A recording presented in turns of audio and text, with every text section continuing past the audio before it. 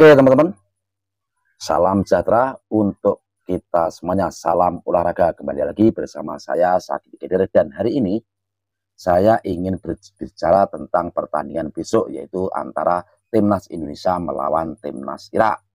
Kalau kita lihat skematik dari pelatih kepala Sintayong akan menggunakan skema 4-3-4 atau kemungkinan 4-4-3, itu yang biasa sering dilakukan oleh pelatih kepala Sintayong.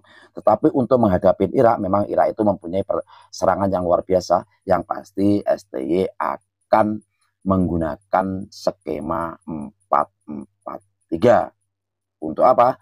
Karena untuk menahan gempuran-gempuran yang luar biasa atau yang Spartan dari pemain Irak, teman-teman semuanya. Ya. Tetapi pemain belakang kita itu adalah seperti Justin Hubner, ada Jordi Amat, dan ada Muhammad Ferrari, juga ada Rizky Ridho.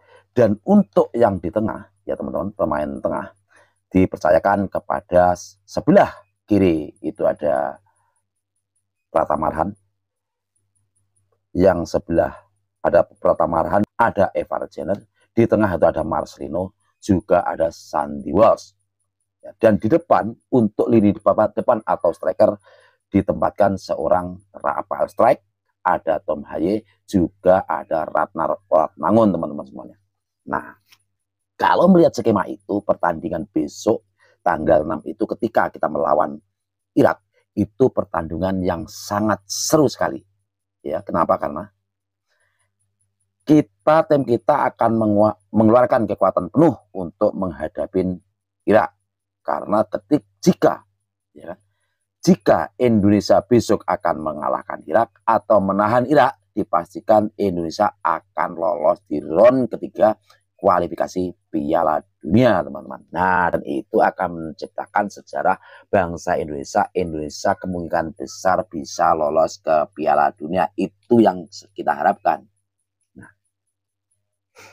jadi semangat untuk kita masuk ke Piala Dunia itu sangat luar biasa baik dan sangat kita tunggu-tunggu. Tetapi untuk pemain kita yang baru dinaturalisasi kemarin, yang telah disahkan oleh Komisi 10, kemungkinan besar belum bisa main.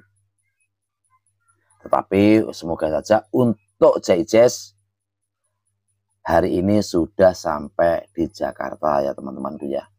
Setelah mereka ikut andil bagi klubnya lolos ke Serie A Liga Italia, mereka juga berekspresi ketika membawa piala, dia menggunakan bendera di punggungnya, yaitu bendera Indonesia, dan itulah merupakan jiwa nasionalis yang membanggakan bagi kita semua pecinta bola Indonesia. Ternyata JISIS mengalungkan bendera merah putih di dadanya atau di punggungnya untuk menunjukkan kepada dunia lain bahwa saya loh orang Indonesia.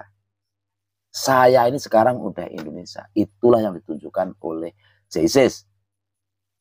Dan itu menjadi kebanggaan kita semuanya.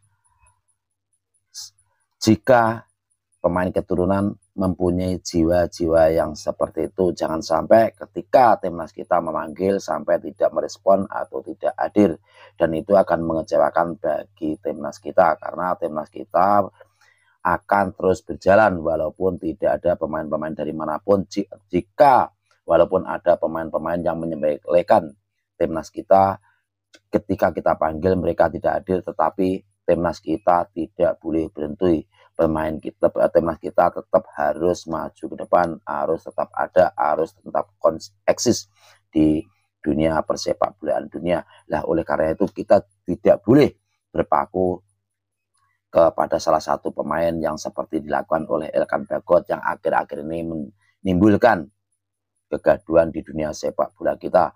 Dan ada yang pro dan ada yang kontra, tapi memang kita akuin juga ya, Elkan Bagot memang pernah bermain 22 kali untuk timnas Indonesia, tetapi kali ini tidak main. Mungkin itu adalah hukuman indisipliner dari pelatih kepala Sintayong. Tetapi semoga saja nanti Elkan Bagot bisa berubah dan bisa mencintai Indonesia lagi dan bisa bertanggung jawab harusnya melakukan seperti apa sebagai timnas Indonesia, atau harus disiplin atau harus berat mana antara dia di klub atau di mana. Tetapi walaupun di klub manapun, kalau negara membutuhkan, seharusnya Elkan Bagot juga harus tetap respon, walaupun bisa hadir atau tidak bisa hadir, atau bisa hadir juga harus memberi respon. Tetapi yang dilakukan oleh JJ sekarang ini adalah menunjukkan bahwa itu bisa memberi contoh kepada pemain-pemain naturalisasi yang lain, supaya dicontoh yang dilakukan oleh JJ sehingga membawa bendera di punggungnya, yang membuat bangsa Indonesia dan netizen Indonesia menjadi bangga. Nah, tetapi untuk permainan besok ketika kita melawan Irak, ya kita juga harus mensupport permainan kita. Dan yang dilakukan oleh STY, pasti STY akan mengeluarkan kekuatan penuh untuk menghadapi Irak besok. Jika kita bisa menahan Irak 1-1 atau 0-0 saja, berarti Indonesia tidak harus berpikir jauh ketika nanti melawan Filipina. Dan Indonesia dipastikan akan lolos di round ketiga. Dan Indonesia menjadi salah satu negara Asia Tenggara permainan kita.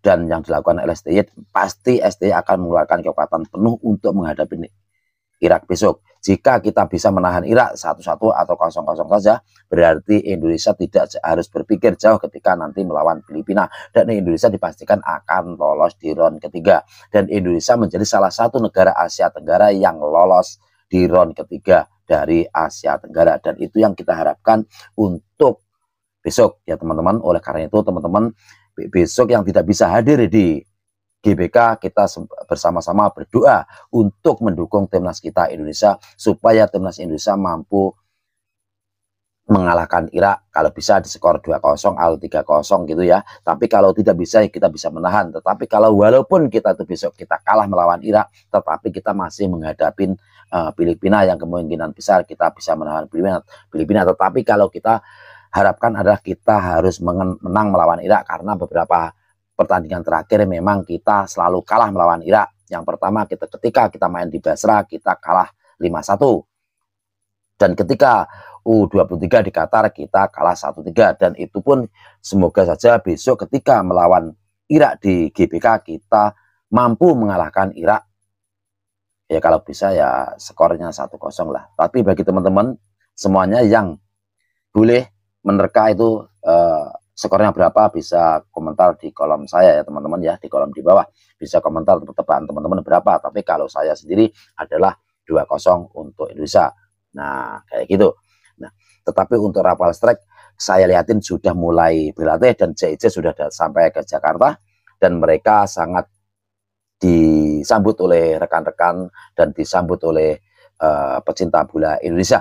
Dan JJ juga akan menjadi salah satu pemain yang enggak, JJ sudah pernah bermain di GBK, tetapi kalau untuk Ratmangun dan untuk Tom Haye belum pernah main di GBK. Besok kita tonton Tom Haye ya, dan kita tonton Ratmangun, karena mereka berdua belum pernah main di GBK. Ketika waktu itu dinaturalisasi, mereka langsung datang ke Hanoi, Vietnam untuk melawan Vietnam, dan kita ketika itu kita mampu mengalahkan Vietnam dengan skor 3-0, dan akhirnya mampu menenggelamkan Vietnam dan tidak bisa lolos ke round ketiga. Akhirnya Indonesia sebagai perwakilan Asia Tenggara yang mampu lolos di round 3. Semoga saja jika Indonesia besok mampu mengalahkan Irak atau menahan Irak teman-teman. Dan itu mari kita doakan semuanya, timnas Indonesia besok mampu mengalahkan Irak atau menahan Irak. Kita berdoa di rumah. Kalau yang punya duit bisa nonton ya teman-teman bisa hadir di GBK. Yang tidak punya kesibukan ya bisa teman-teman bisa nonton di depan TV masing-masing atau di rumah masing-masing. Jangan lupa siapkan kopi untuk menonton besok, karena keseruan itu di mana-mana, dan kita akan selalu support untuk timnas Indonesia. Salam dari saya, Syakiti Geder. Assalamualaikum warahmatullahi wabarakatuh. Salam olahraga.